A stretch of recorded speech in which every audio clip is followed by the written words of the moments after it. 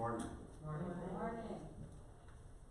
My thought for communion this morning can be called Christ the Servant King. Reading from John's Gospel, chapter 13, verses 3 through 5.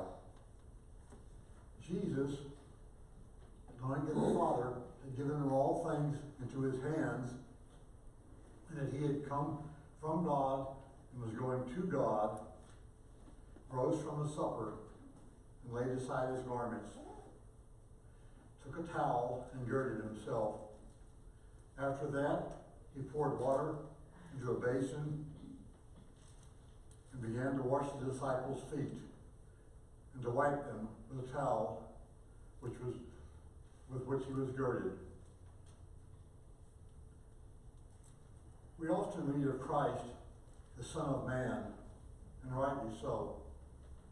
He made it clear that he came to seek and save the lost, to seek and to save.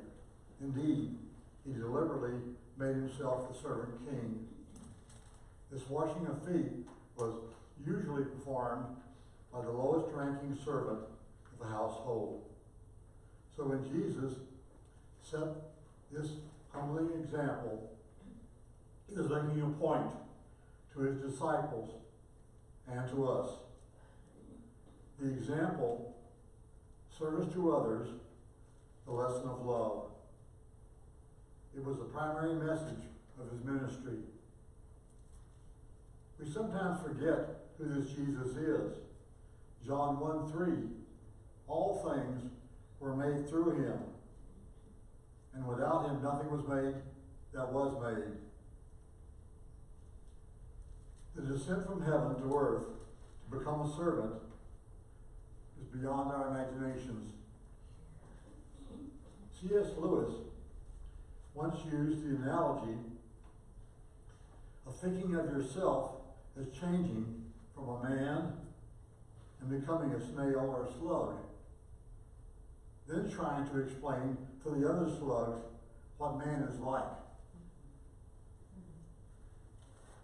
As we take this Lord's Supper this morning, we need to remember not only Jesus' sacrifice on the cross for us and for all mankind, but also the message of humility and service to our fellow man that he demonstrated in this passage and throughout his life on earth.